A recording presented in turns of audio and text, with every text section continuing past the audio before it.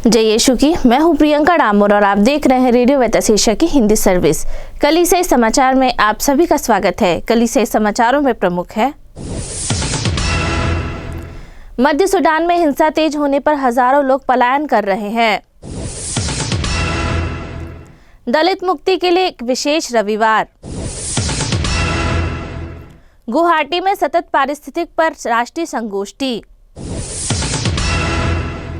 Bishop ने jail में बंद कैथलिक पुरोहित के लिए प्रार्थना की अपील की। भारत की पहली आदिवासी कैथलिक धर्म बहन धन्य घोषित स्वतंत्रता के करीब।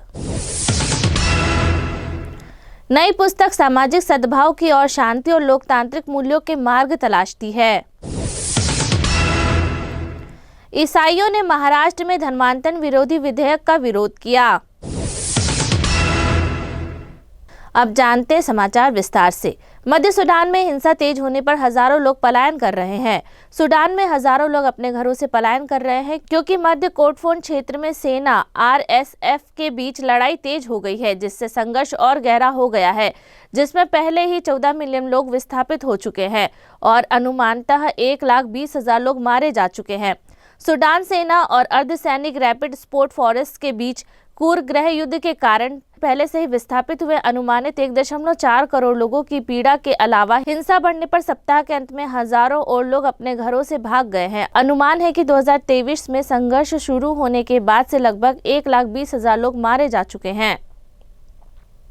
दलित मुक्ति के लिए एक विशेष रविवार। 9 नवंबर को भारत में ख्रिस्ती समुदाय दलित मुक्ति रविवार मनाता है। यह उत्पीड़ितों के सम्मान को बहाल करने के लिए कलीसिया की प्रतिबद्धता है। जयंती की भावना में उत्पीड़ितों का सम्मान बहाल करना, हाशिए पर पड़े लोगों को फिर से सामने लाना, समानता और न्याय के मापदंडों के अनुसार बेसहारा और भुला दिए गए लोगों को आवाज देना, दलित मुक्ति रविवार का यही अर्थ और चुनौतियां हैं जिससे भारत में कैथलिक कलीसिया 9 नवम्बर को पूरे देश में मनाती है। यह वह दिन है जब ख्रिस्ती समुदाय सदियों पुरानी जाति व्यवस्था को पहचानता है और उस पर सवाल उठाता है जो भारतीय समाज को पदानुक्रमित रूप से विभाजित करती है। हालांकि 1950 के संविधान द्वारा इसे औपचारिक रूप से समाप्त कर दिया गया था, पर यह सामाजिक व्यवहार में बनी हुई है और भेदभाव एवं अलगाव को पारस्परिक संबंधों, कार्यस्थल, शैक्षणिक संस्थानों और यहाँ तक कि कलीसिया समुदाय में भी विद्यमान है।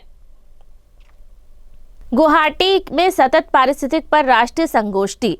सांस्कृतिक पूर्वोत्तर सांस्कृतिक अनुसंधान संस्था गुवाहाटी में 8 से 9 नवंबर को अपनी 17वीं वार्षिक राष्ट्रीय संगोष्ठी का आयोजन किया।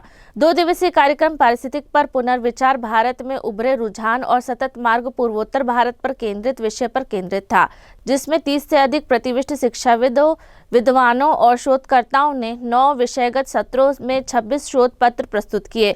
सांस्कृतिक NEICR के निदेशक डॉक्टर के जोस SVD ने प्रतिभागियों का स्वागत किया, जिसके बाद reverend father Jeevan Kennedy SVD, archbishop emeritus Thomas SVD और doctor RP Atparia foundation fellow और NEICR लाइफटाइम अचीवमेंट अवार्ड प्राप्तकर्ता के संदेश दिए गए। बिशप ने जेल में बंद कैथलिक पुरोहित के लिए प्रार्थना की अपील की। उड़ीसा के संबलपुर के बिशप निरंजन सिंह सुलासी ने एक मोटरसाइकिल दुर्घटना के बाद गिरफ्तार किए गए एक धर्मप्रांतीय पुरोहित के लिए प्रार्थना में एकजुट होने की अपील की है। 11 नवंबर को जारी एक परिपत्र में बिशप ने कैथलिक और सद्भावना रखने वाले लोगों से आग्रह किया है कि वे फादर पॉल अदापुर को अपनी प्रार्थनाओं में शामिल करें ताकि उन्हें विश्वास से बल मिले और वे अपनी वर्तमान कठिनाइयों से मुक्त हो सके।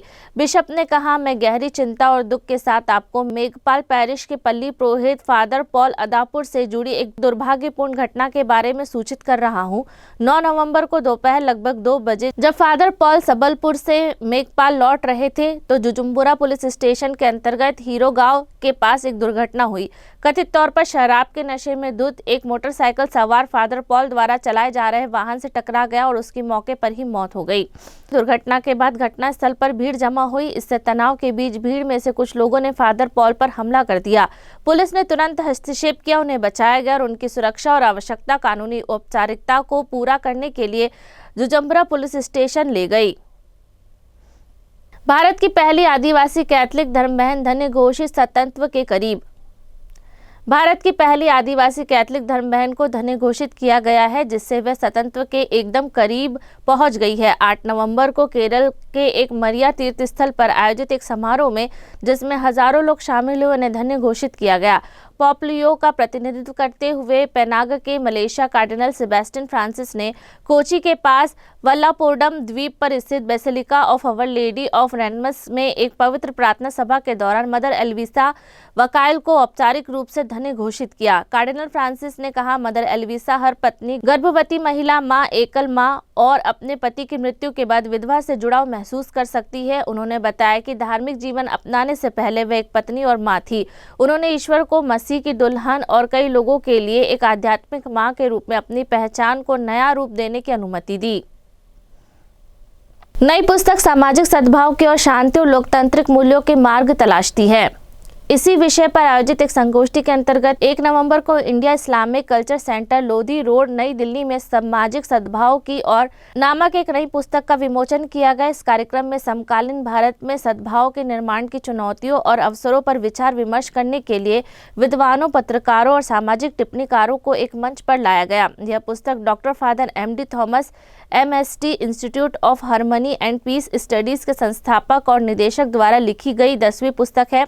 यह कई वर्षों में लिखे गए और विभिन्न पत्रिकाओं में प्रकाशित 100 से अधिक लघु पत्रकारिता लेखकों का संग्रह है। सामाजिक, राजनीतिक, धार्मिक, अंतर्धार्मिक और नैतिक 5 खंडों में व्यवस्थित यह निबंध सामाजिक सद्भाव के विभिन्न आयामों की पड़ताल करते हैं, समकालीन घटनाओं पर आलोचनात्मक दृष्टिकोण प्रस्तुत करते हैं और शांतिपूर्ण सह अस्तित्व के लिए आवश्यक मूल्यों पर प्रकाश डालते हैं।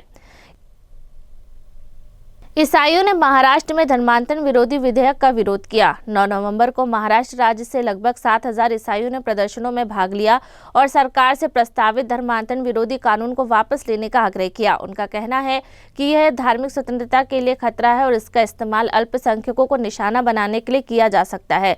प्रदर्शनों का आयोजन करने वाले बॉम्बे कैथलिक सभा के प्रवक्ता डॉल्फी डिसूजा के अनुसार कैथलिक, प्रोटेस्टेंट और अन्य संप्रदायों के ईसाई मुंबई, ठाणे और नवी मुंबई में 35 स्थानों पर विरोध प्रदर्शनों में शामिल हुए। डिसूजा ने बताया कि प्रत्येक स्थान पर कम से कम 200 लोग शामिल हुए। प्रतिभागियों ने महाराष्ट्र धर्म स्वतंत्रता विधेयक को रोके, हमारा विश्वास, हमारी पसंद, कोई हस्तक्षेप नहीं और मेरा शरीर, मेरा विश्वास, मेरी पसंद लिखी तख्तियां पकड़ी हुई थी। इसी के साथ कलीसिया समाचार समाप्त हुए। अगली बार फिर मुलाकात होगी नई खबरों के साथ। नमस्कार।